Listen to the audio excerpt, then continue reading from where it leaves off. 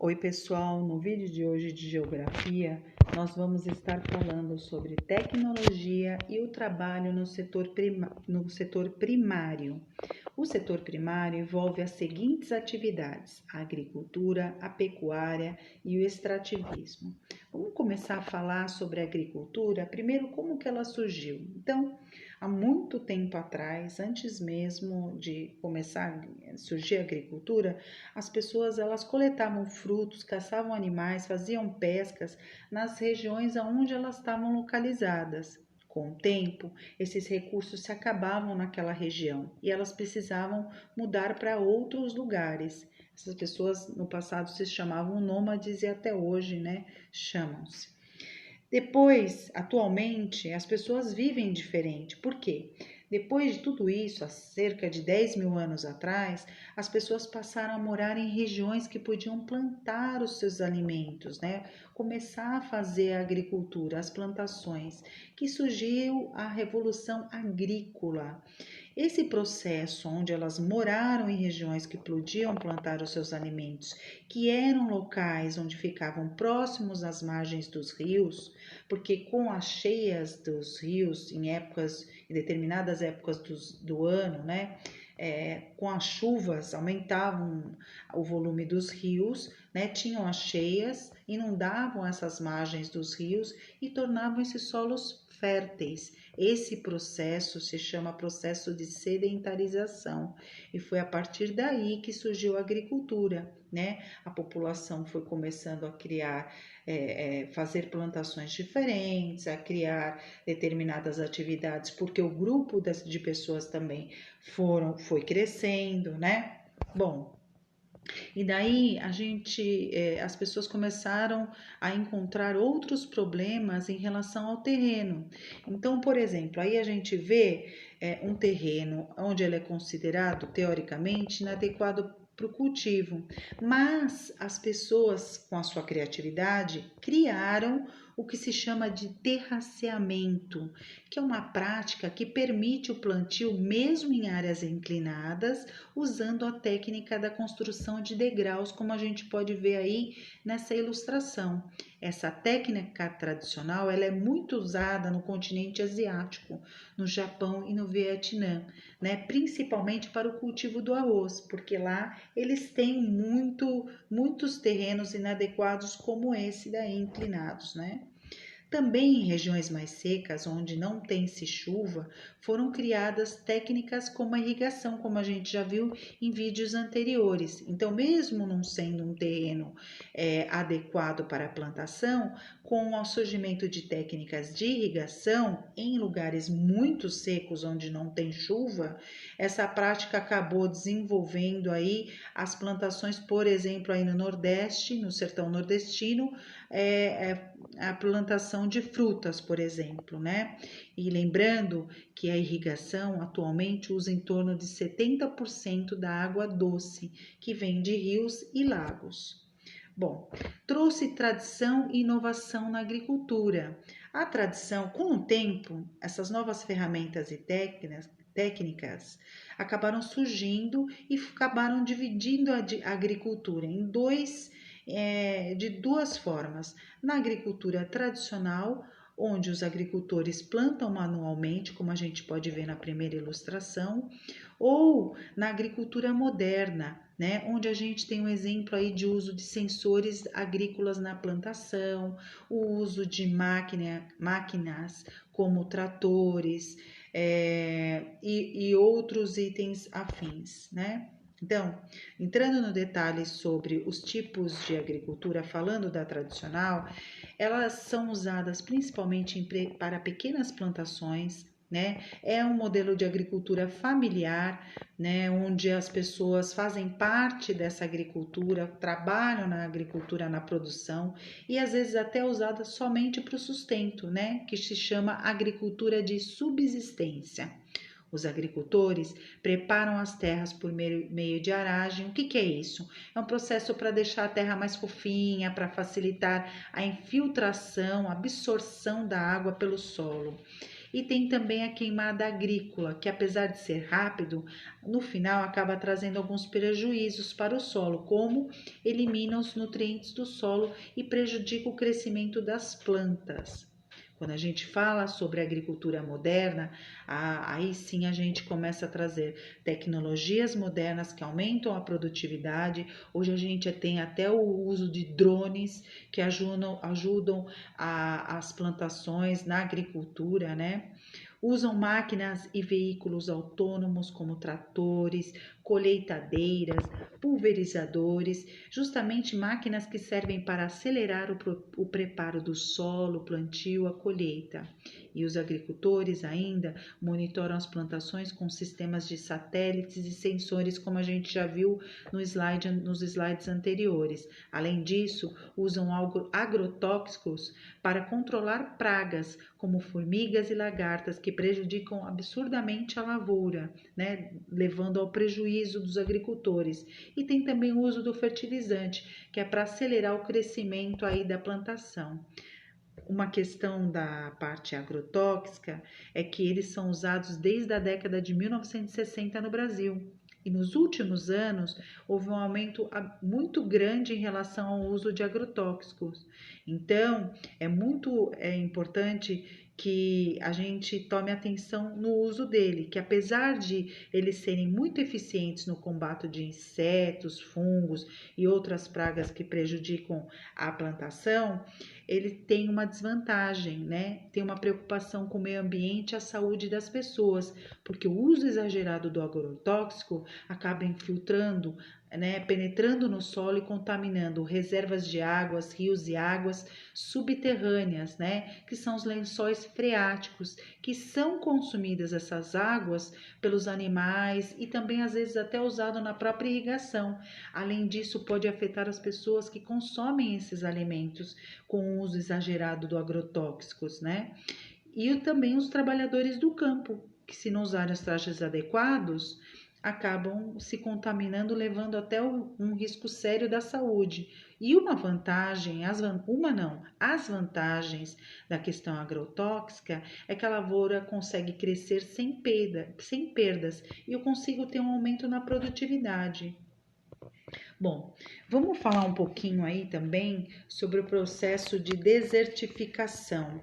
Antes de falar disso, completando aí a parte da agrotóxica, para controlar o uso dos agrotóxicos foram criados leis e tem controles para poder verificar se está dentro da quantidade permitida por lei. Né? Então, são feitas fiscalizações, controles, monitoramentos e até se for preciso, multa, né? Acaba surgindo multas para quem não cumpre essas leis aí em relação à porcentagem adequada de uso de agrotóxicos nas plantações. Bom, voltando e falando sobre a desertificação, é o processo que o solo vai ficando cada vez menos fértil, ou seja, gente, a desertificação, o solo fica cada vez menos fértil, perde nutrientes, perde a capacidade de desenvolver qualquer tipo de vegetação, seja ele natural ou feita pelo homem, como no caso as plantações para a agricultura.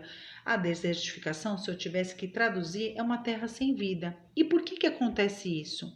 A poluição do solo, a mineração, ou quando a gente planta demais o mesmo tipo de plantação, acaba esgotando o solo, ou até mesmo o uso de fertilizantes. Então, como a gente pode evitar que o solo se esgote? Algumas sugestões, né? Usar a rotação de culturas, de plantações, trocando os tipos de plantações. Olha lá como a gente vê aí na figurinha. Então, uma hora eu faço plantação de soja, naquele mesmo solo, outra hora eu faço algodão, depois naquele mesmo solo eu faço a plantação de soja e por vezes até eu transformo em pastagem para a pecuária, né? No caso, se tiver a criação de gado. Praticar a agricultura combinada, plantar duas coisas juntas, então no mesmo solo eu planto dois tipos de plantações diferentes, evitar o desmatamento e recultivar plantas e árvores que haviam sido retiradas ali no natural, né? Como a gente pode ver aí na outra imagem, na segunda imagem. Bom, Terminando o assunto sobre a agricultura, vamos falar sobre a pecuária. A pecuária é a criação de animais para obter matérias-primas vindas dele, como por exemplo carne, leite, couro, ovos, o mel, né? É uma prática bem antiga que mudou ao longo do tempo devido às necessidades das pessoas. Por que mudou?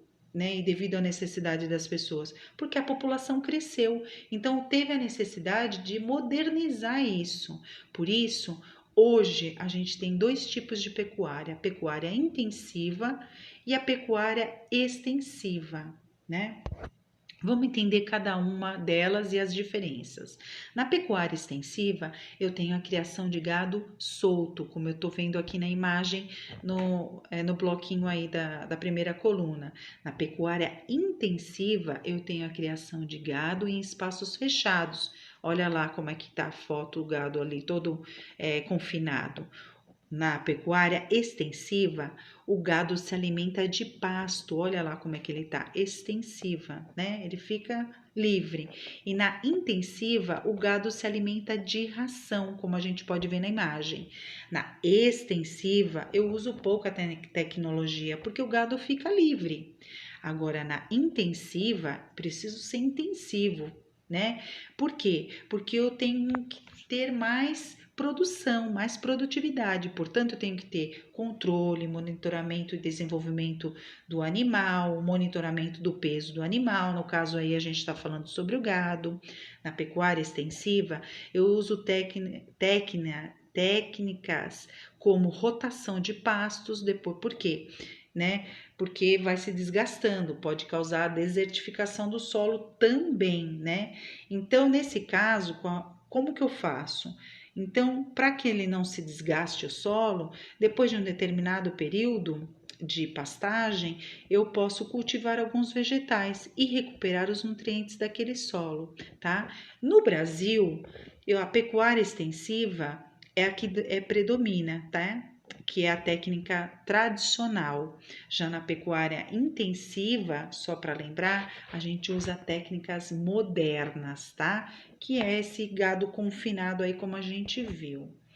Bom, a pecuária e os impactos ambientais. A gente tem que saber que a pecuária também causa danos ao meio ambiente. Por quê? Por exemplo, um dos danos, compactação do solo. O solo fica compacto e duro, porque o animal fica circulando lá e comendo toda a pastagem, e isso acaba dificultando a infiltração da água, porque fica duro, né, o solo, e prejudica a agricultura, por exemplo. Um outro impacto ambiental é a emissão de gases, ou seja, durante a digestão do animal, né, ele acaba soltando os gases que acabam contribuindo para o efeito estufa, né, que é o aquecimento global. Outro impacto ambiental gerado pela pecuária é a contaminação das águas subterrâneas. Por quê? Os animais criados, principalmente os presos, eles produzem fezes e urinas que acabam infiltrando o solo e contaminando as águas subterrâneas, né? Que no caso são os lençóis freáticos.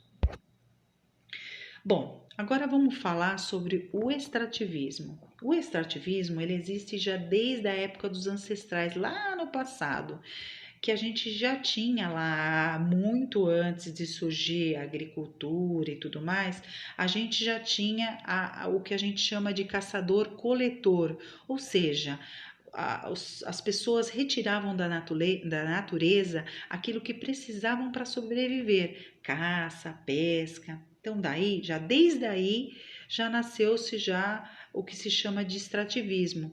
A partir de então, e depois com o processo de sedentarização que a gente já estudou, né, que é as pessoas se fixarem nos locais, às margens dos rios para iniciar as plantações, né? Então, depois do processo de sedentarização e do desenvolvimento da agricultura, como a gente já falou, e da pecuária, é que surgiu o extrativismo. Todas as atividades extrativistas têm em comum a coleta de recursos já disponíveis na natureza, diferente da agricultura e da pecuária, que tem a interferência no desenvolvimento das produções, né? A interferência do homem no desenvolvimento dessa produção.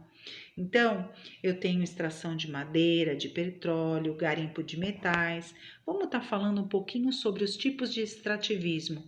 Eu tenho extrativismo mineral, que no caso são metais e minérios. Eu tenho extrativismo animal, a caça, a pesca, e extrativismo vegetal, por exemplo, a extração de látex, que é para produzir a borracha, a extração do açaí, da madeira, né? E ali, ó, dos minerais, inclusive, estão o petróleo, o carvão, o ouro. Bom, vamos falar sobre os tipos de extrativismo mineral. Eu tenho o extrativismo tradicional, que é feito manualmente, e o extrativismo mineral moderno, que é feito através de máquinas, né, modernas, técnicas modernas. Eu tenho extrativismo vegetal, que também é dividido em tradicional e moderno. O tradicional é feito manual e o moderno feito com a ajuda de equipamentos, máquinas e técnicas, né? Avançadas. E o extrativismo animal também é dividido em extrativismo animal tradicional, que é feito manual, e o extrativismo animal moderno, que é uma pesca mais industrializada, realizada por navios em grandes quantidades, né? O extrativismo e o meio ambiente. O extrativismo, vamos estar falando também o que é o impacto no meio ambiente. As atividades extrativistas tradicionais, como a pesca, a coleta de coco, de látex, da borracha, são consideráveis sustentáveis. Como são consideráveis e sustentáveis as atividades extrativistas tradicionais? Por quê? Lembra que a gente já falou em outros vídeos sobre a sustentabilidade? O que seria isso? Eu retiro da natureza aquilo que eu não comprometo, não consigo esgotar os recursos naturais que ela me oferece para a geração futura. Então, como as atividades extrativistas tradicionais são feitas manuais, eu não comprometo esses recursos naturais, eu não consigo esgotar esses recursos naturais. Então, significa o quê? Que a natureza fornece mais recursos naturais do que as pessoas conseguem extrair. Isso são consideradas atividades sustentáveis e não compromete o meio ambiente, ou seja, não esgota as reservas naturais. Então, essas atividades, por exemplo, elas podem ser praticadas em reservas extrativistas, locais que são protegidos pelo governo, né? Por exemplo, como a gente vê aí na foto, por exemplo. Já a extração predatória é aquela que ocorre sem que a natureza tenha tempo de se recompor, né? Que seriam mais esses extrativismos modernos, né? Que eu preciso fazer esse tipo modernizado de extrativismo para poder dar conta de atender as demandas, né? A quantidade que a população pede, que usa, né? Então, exemplo, a pesca quando ela é excessiva e não respeita, por exemplo, o período de reprodução dos peixes, eu posso ameaçá-los de extinção, ou seja, eles podem deixar de existir, porque eles estão num período de reprodução. Então, é necessário que se respeite, porque senão eles não conseguem repor a natureza não consegue se repor. Um outro exemplo é a extração do ouro, que tem um altíssimo impacto ambiental, porque para fazer a extração do ouro é necessário usar mercúrio durante o garimpo, o que acaba poluindo as águas dos rios e prejudica aí a fauna e a flora daquela região, além de causar danos à saúde das pessoas que trabalham ou vivem naquela região próxima, né? Vamos fazer agora um resuminho para vocês? Então, o que a gente aprendeu sobre a agricultura? Que a gente tem as tecnologias tradicionais, que tem também a parte de terreno, que aí foram trazidas por conta dessas dificuldades dos terrenos. As pessoas encontraram técnicas como terraceamento, irrigação, rotação de culturas, né, para evitar a desertificação, né? E também a gente trouxe tecnologias modernas que a gente já mostrou para vocês, como, por exemplo, veículos motorizados, como tratores, colheitadeiras, né, sensores e agrotóxicos e fertilizantes. Lembrando que na agricultura a gente tem uma grande preocupação, principalmente com a contaminação por agrotóxicos e a desertificação, né, que acaba dificultando aí que o solo fica sem vida, né? Sobre a pecuária, o que a gente aprendeu? Que existem as tecnologias tradicionais, criação do gado solto, que é a pecuária extensiva, e a rotação de pastos, que é necessário para a gente poder não comprometer aí o solo, e as tecnologias modernas, que é para atender a demanda da população, que eu tinha que ter uma grande produtividade. Por isso, os gados na tradição, na tecnologia moderna, foi criado em espaços fechados, com a ração, com monitoramento e controle de peso, né, da saúde dele, inclusive com a vacinação. E a gente não pode esquecer que a pecuária também acaba trazendo riscos ambientais por conta da criação do gado. Quais seriam esses riscos ambientais? Os principais: compactação do solo, emissão de gases na atmosfera e contaminação das águas subterrâneas, os lençóis freáticos. Falando sobre o extrativismo, vamos fazer um breve resumo do que a gente acabou de falar. A gente tem as tecnologias tradicionais, que é a pesca artesanal, manual, a extração de sementes, frutos, madeiras, garimpos de minerais, a extração do látex, que é a borracha feito da forma moderna, da forma manual, né? Manual. E a gente tem as tecnologias modernas, que são envolvendo o extrativismo, a pesca industrial, o corte mecanizado de madeiras, a mineração em larga escala para atender a grande produtividade e a demanda da população, a extração do petróleo, que a gente não pode esquecer, e eles também trazem riscos ambientais, né? O extrativismo, que seria o quê? Principalmente por conta do extrativismo moderno. Ou seja, isso pode trazer um esgotamento dos recursos naturais, extinção de espécies de animais e vegetais, que seriam a fauna e a flora, e inclusive vazamento de petróleo, né? Que seria aí a contaminação da água e extinção aí de vários animais aquáticos, marinhos, a fauna, a flora, tá? E é isso, pessoal. Não se esqueçam de se inscrever no canal, de deixar o seu joinha. Tá aí o site que a gente acabou de criar recentemente, o mapa mental de cada disciplina por ano, que você pode ir lá tá buscando, que a gente tem disponível no YouTube. E é isso, espero que vocês tenham um bom estudo e até o próximo vídeo, pessoal.